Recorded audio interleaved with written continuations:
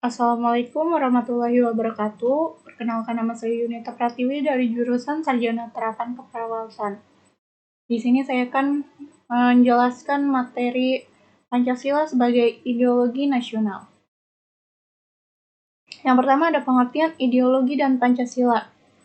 Secara etimologi, ideologi berasal dari bahasa Yunani, yaitu dari kata eidos dan logos. Eidos artinya ide, gagasan, cita-cita, sedangkan logos ilmu, yang berarti ilmu, ajaran, atau paham.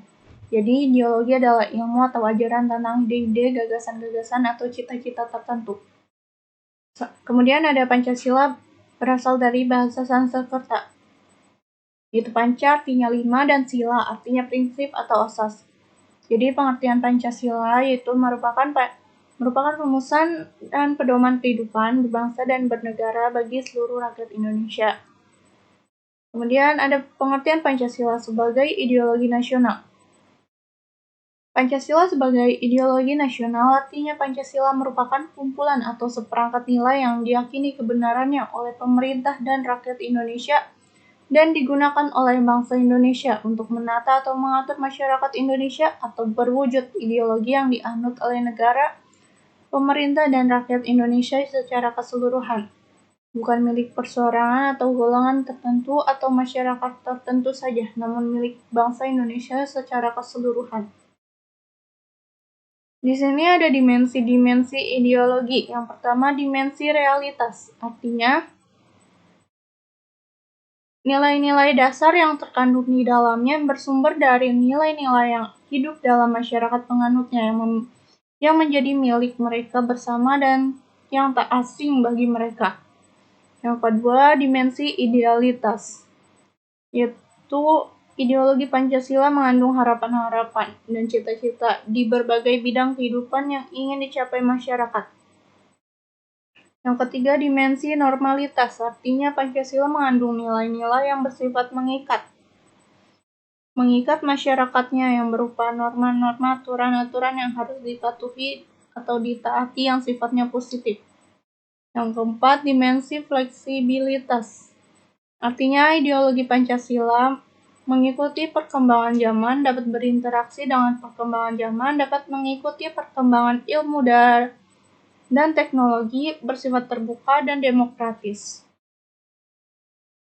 Selanjutnya ada kandungan nilai Pancasila. Pada sila pertama, ketuhanan yang Maha Esa mengandung nilai spiritual yang memberikan kesempatan seluas-luasnya pada semua pemeluk agama dan kepercayaan terhadap Tuhan Yang Maha Esa sehingga ateis tidak berhak hidup di Indonesia.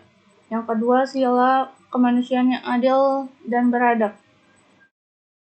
Mengandung nilai 1 derajat, sama hak dan kewajiban, serta bertoleransi dan saling mencintai. Sila ketiga, persatuan Indonesia, mengandung nilai kebersamaan, bersatu dalam memerangi penjajah, dan bersatu dalam mengembangkan negara Indonesia. Sila keempat, kerakyatan yang dipimpin oleh hikmat kebijaksanaan dalam permusyawaratan perwakilan. Mengandung nilai kedaulatan berada di tangan rakyat atau demokrasi yang dijelmakan oleh persatuan nasional yang real dan wajar. Sila kelima, keadilan sosial bagi seluruh rakyat Indonesia.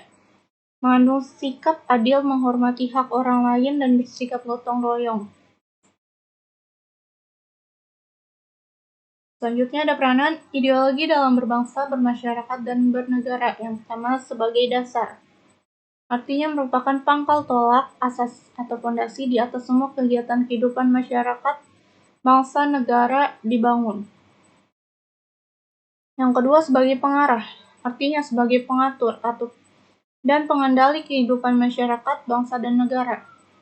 Yang ketiga, sebagai tujuan, artinya semua aktivitas dalam kehidupan bermasyarakat, berbangsa, dan bernegara akhirnya mengarah pada suatu tujuan atau cita-cita yang terkandung dalam ideologi yang dipakai. Perbandingan ideologi Pancasila dengan ideologi lainnya. Yang pertama, ideologi Pancasila. Pancasila sebagai dasar filsafat serta ideologi bangsa dan negara Indonesia, bukan terbentuk secara mendadak serta bukan hanya diciptakan oleh seseorang, sebagaimana yang terjadi pada ideologi-ideologi lain di dunia, namun ideologi-ideologi lain di dunia, namun terbentuknya Pancasila melalui proses yang cukup panjang dalam sejarah bangsa Indonesia. Yang kedua, ideologi komunis. Ideologi komunis pertama kali diterbitkan pada 18 Februari 1848 berasal dari Manifest der Communisten. Pada saat itu, paham ini menjadi salah satu gerakan yang paling berpengaruh dalam dunia. Yang ketiga, ideologi liberalisme. Ideologi ini dilatar belakangi oleh situasi di Eropa sebelum abad ke-18 yang diwarnai oleh perang agama, feodalisme, dominasi kelompok aristokrasi, dan bentuk pemerintahan yang bercorak monarki absolut. Dalam situasi demikian, ide-ide liberal yang mencerminkan aspirasi kelompok industrialis dan pedagang mulai diterima. Fungsi Pancasila sebagai ideologi. Yang pertama, mempersatukan bangsa. Kedua, membimbing dan mengarahkan bangsa menuju tujuannya. Yang ketiga, memberikan tekad untuk memelihara dan mengembangkan identitas bangsa. Yang keempat, menyoroti kenyataan yang ada dan mengkritisi upaya perwujudan cita-cita yang terkandung dalam Pancasila. Di sini juga ada fungsi Pancasila sebagai ideologi negara. Yang pertama, memperkokoh persatuan bangsa. Yang kedua, mengarahkan bangsa Indonesia menuju tujuannya. Yang ketiga, memelihara dan mengembangkan identitas bangsa. Yang keempat, menjadi standar nilai dalam melakukan kritik mengenai keadaan bangsa dan negara. Di sini juga ada fungsi pokok Pancasila. Yang pertama, sebagai dasar negara. Yang kedua, sebagai sumber dari segala sumber hukum. Yang ketiga, sebagai pandangan hidup. Yang keempat, sebagai jiwa dan kepribadian bangsa Indonesia. Yang kelima, sebagai perjanjian luhur bangsa Indonesia. Menurut Frans Magnus Suseno, menyatakan bahwa ideologi terbagi menjadi dua. Yang pertama, ideologi tertutup, yaitu ideologi yang nilainya bersifat mutlak. Yang kedua, ideologi terbuka, yaitu ideologi yang pemikirannya terbuka. Ciri-ciri ideologi terbuka dan tertutup. Ideologi terbuka, yang pertama, merupakan kekayaan rohani, budaya, dan masyarakat. Yang kedua, tidak diciptakan oleh negara, tetapi digali dari budaya masyarakat. Yang ketiga, isinya tidak instan atau operasional sehingga tiap generasi boleh menafsirkannya. Yang keempat, menginspirasi masyarakat untuk bertanggung jawab.